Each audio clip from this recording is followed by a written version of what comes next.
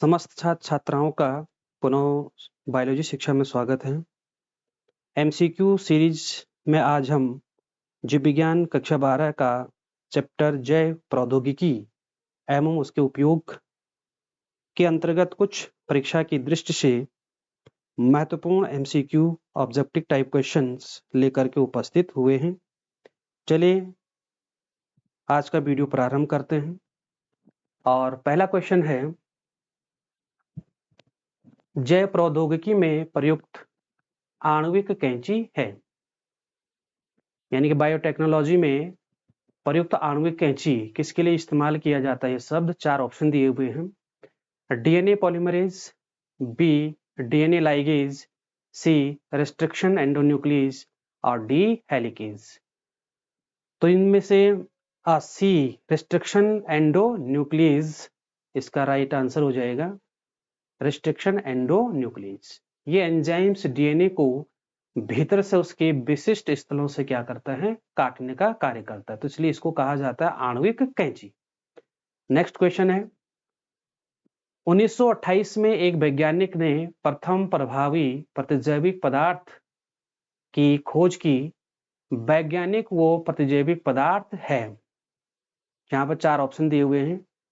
ए Fleming streptomycin, Fleming penicillin, Waksman penicillin और D Waksman streptomycin.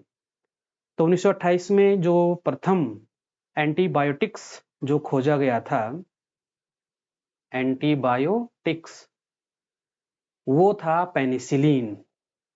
Penicillin और ये penicillin एक कवक जिसका नाम पेनिसिलियम नोटेटम, इस कवक से जो है प्राप्त किया गया था।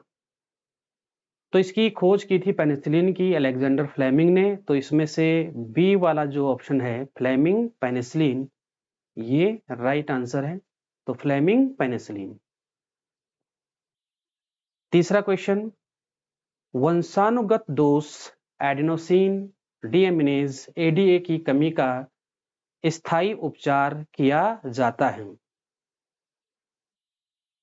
4 ऑप्शन है।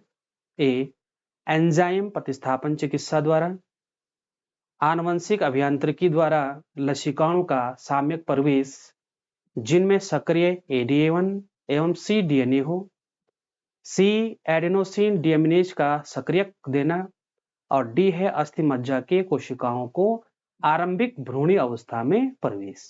तो इसका स्थायी जो उपचार है एडीए की कमी का, वो है डी अस्थि मज्जा की जो कोशिकाएं हैं उन कोशिकाओं को आरंभिक भ्रूणी अवस्था में प्रविष्ट कराना। अगला क्वेश्चन है, इंसुलिन उत्पादन और शरीर में इसकी क्रिया डायबिटीज के स्तर के लिए उत्तरदायी है। यह यौगिक निम्नलिखित में से किस वर्ग से संबंधित है? इंसुलिन, जैसा कि आप पढ़ चुके होंगे कि अग्न्याशय जो कि एक मिश्रित ग्रंथि है और ये बहिस्रावी का भी कार्य करता है, यानी कि एंजाइम स्रावी भी करता है, और ये अंतःस्रावी का भी कार्य करता है, एंडोक्राइन।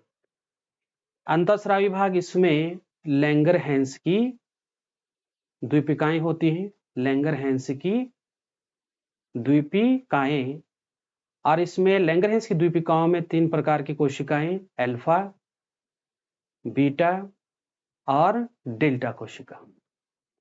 अल्फा कोशिका से ग्लूकेगॉन, यह हार्मोन स्रावित होता है, बीटा से इंसुलिन और डेल्टा से जो है सोमेटोस्टेटिन यह हार्मोन स्रावित होते हैं। तो इंसुलिन उत्पादन और शरीर में इसकी क्रिया डायबिटीज के स्तर के लिए क्या होता है? उत्तरदायी है। तो ये यौगिक जो है निम्न में से किस वर्ग के अंतर्गत आता है? तो ये 4 ऑप्शन है, सह एंजाइम्स, एंटीबायोटिक, एंजाइम्स और हार्मोन। तो यहाँ ऊपर हम चर्चा कर चुके हैं, तो राइट आंसर यहाँ पर हो जाएगा डी, हार्मोन से जो है ये संबंधित है। अगला क्वेश्चन है, एडेनोसिन डीएमिनेज की कमी को किस प्रकार दूर किया जा सकता है?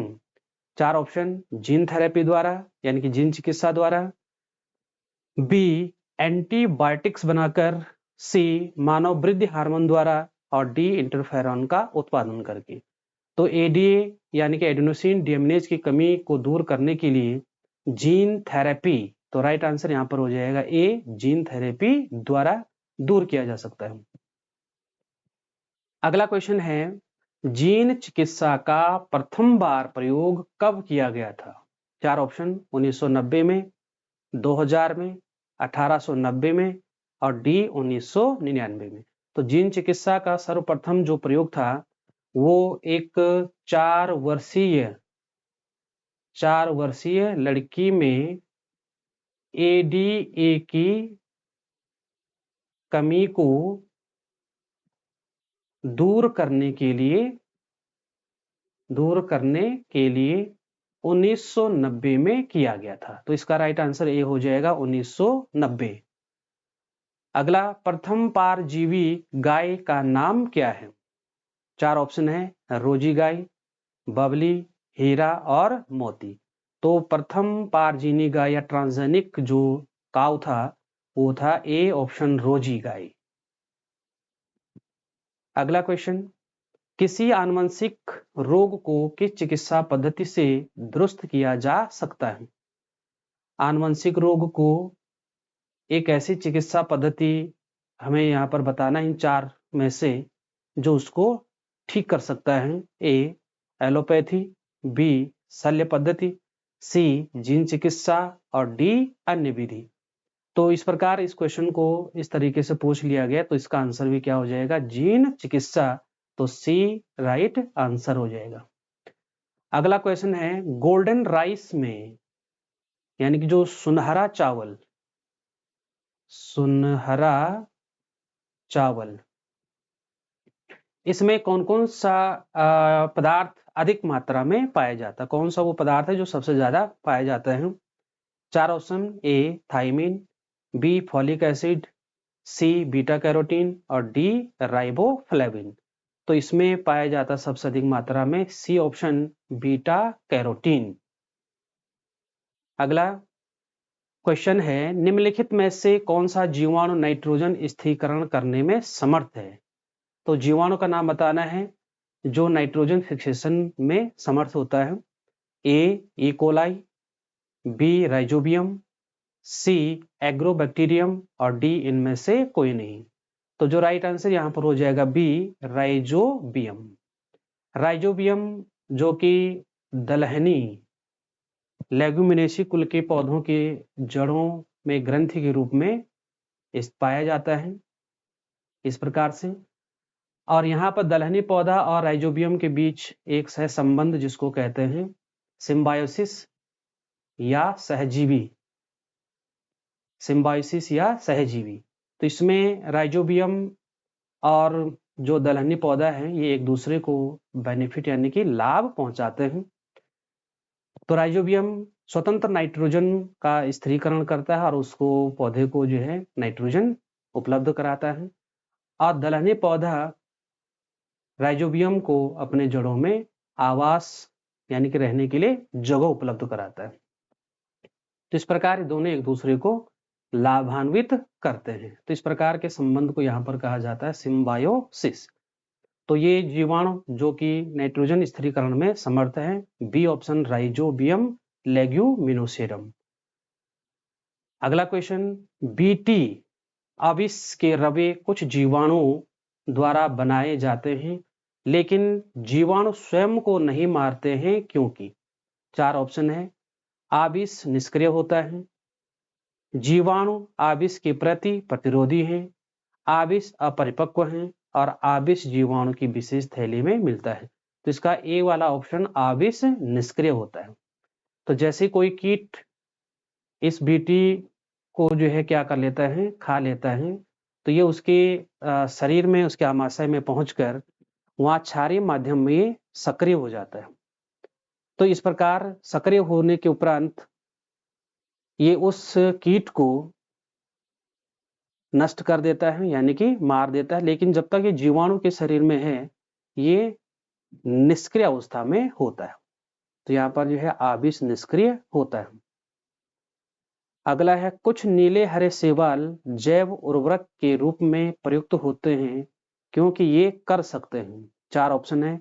नाइट्रोजन स्थिरीकरण, बी न्यूक्लियस श्रावण, सी प्रकाश संश्लेषण और डी प्रत्येक स्थान पर वृद्धि। तो ये कर सकते हैं नाइट्रोजन स्थिरीकरण, तो ए वाला ऑप्शन सही हो जाएगा। अगला क्वेश्चन है जीवाणु और विषाणु द्वारा मनुष्य में होने वाले रोग का पता करने के लिए उपयुक्त एलाइजा विधि किस सिद्धांत पर आधारित है? ए प्रतिजन प्रतिरक्षी क्रिया, बी प्रतिजन प्रतिजन क्रिया, सी प्रतिरक्षी प्रतिरक्षी क्रिया, डी इनमें से कोई नहीं।